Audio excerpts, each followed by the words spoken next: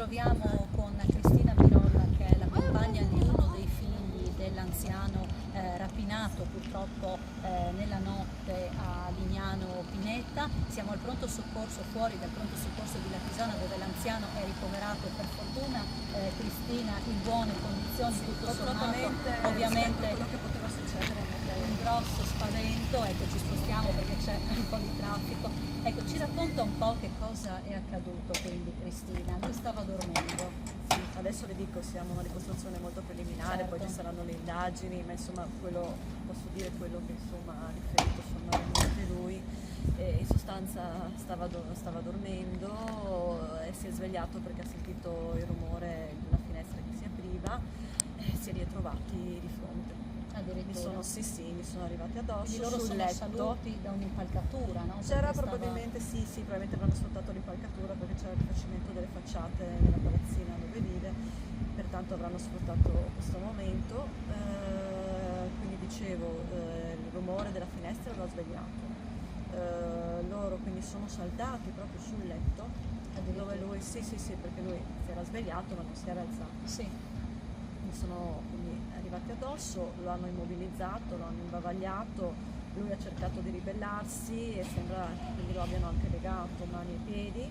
Sì? Con Gli che chiedevano, cosa? ha detto cose di fortuna, cinture, bavaglie, non so se si fossero apprezzati, questo Sì, lo sì. sapremo poi. Certo.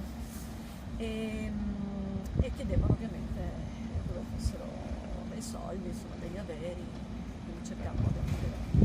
Ecco, sono riusciti a portare via del denaro, fortunatamente. Sembra di sì, non però no, cifre, perché esatto. comunque avendo lui avuto un altro episodio Sapeva, quest'estate, ormai è attento e in casa, insomma anche dietro prescrizioni mediche, insomma non può dire niente.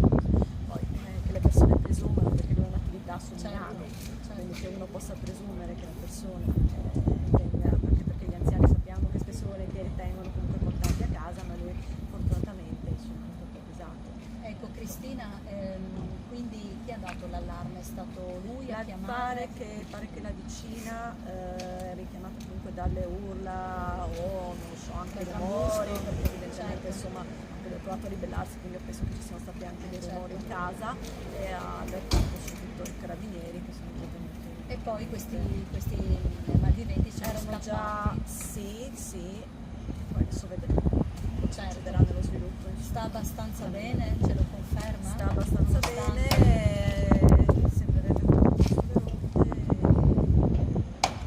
delle chimosi in volto, perché comunque cercando appunto di vincolarsi, è stato così.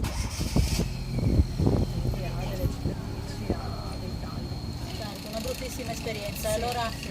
grazie, ovviamente auguri di pronto